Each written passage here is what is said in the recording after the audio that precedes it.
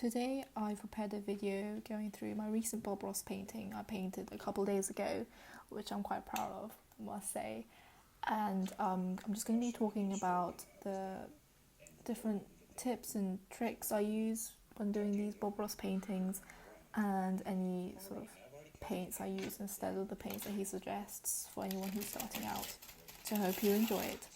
In order to paint these Bob Ross paintings, you need to put a layer of what he calls magic white onto the canvas because he uses wet on wet techniques. Instead of magic white, which I don't know what it is, I just use titanium white and some solvent, which works perfectly fine every single time. This does take longer though if you use just titanium white instead of magic white. I don't have Indian yellow, so I'm just using Cadian yellow instead.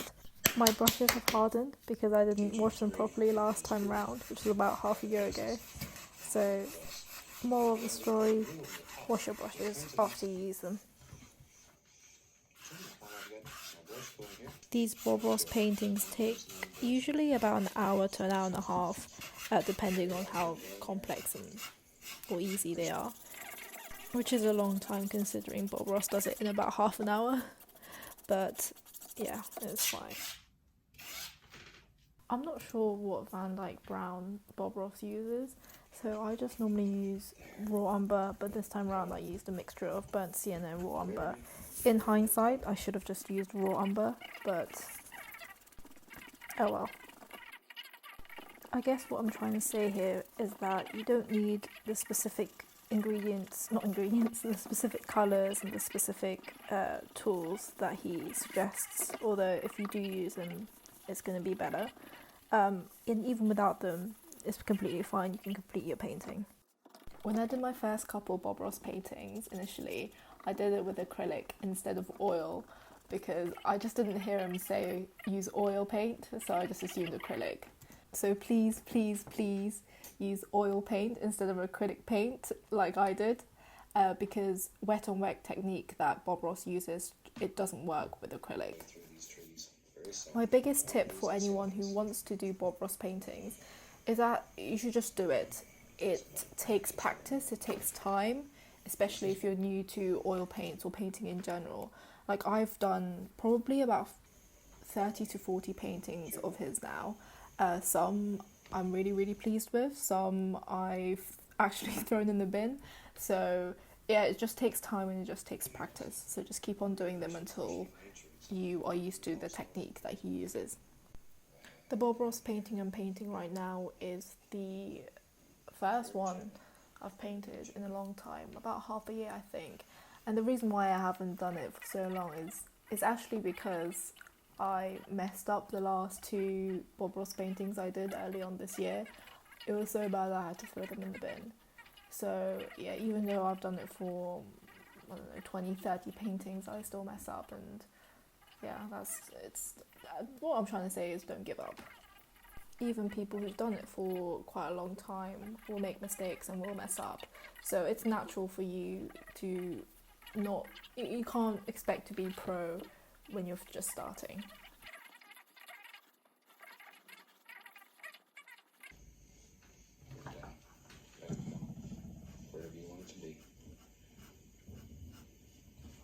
Yeah, so I messed up the watermarks, which are quite important, I feel.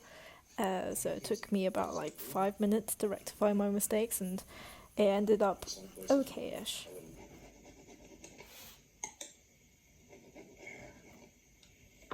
If you get one that's got too much paint on it. Also, one thing is that do invest in a good fan brush, something that isn't synthetic, because synthetic ones they can't handle the technique that he uses to create the trees and stuff. This one is my third fan brush and the one that I'm actually finally happy with. My liner brush is actually from Amazon. I bought it as a 12-pack set for around 12 or 13 pounds. And my other bigger brushes, some are synthetic, some are natural. I'm not sure which one's which, but yeah, I think the fan brush is the one that really matters. So if you can't splurge on everything, definitely splurge on a fan brush. Looking back at the painting right now, I'm not happy with the state of the skies and the background trees, so essentially the entire background. I should have blended out the sky a little bit more, and I should have refined the trees a little bit. But overall, it looks okay, and I don't really see those imperfections. Basically, what I'm trying to say is that there are going to be bits in the painting or in your painting that you're not going to be happy with, but to keep going. It's fine, keep going, because and in the end it will look all good. Painting on trees with palette knives is honestly one of my favourite things about these Bob Ross paintings, because they are just so easy, yet they looked quite sophisticated, I'd say. And on the other side there was a large birch tree. So we want to make him a little fatter, a little bigger, because he's closer to us. Speaking of palette knives, I remember when I first attempted my Bob Ross paintings, or at the beginning of my Bob Ross journey, let's say, I was not familiar with using the palette knife as like a painting tool. I've always used it as a palette knife, so to mix paintings. So it was a bit tricky, but now I'm really liking how this tree turned out.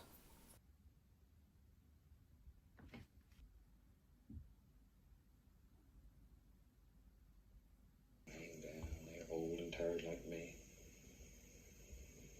Don't laugh, you'll get there one day. Just once again to give the indication. I don't think Bob Ross does it here, but normally he signs his paintings at the end, and I think you should do it for all paintings. It's just kind of saying that it's yours and you're the one who created it.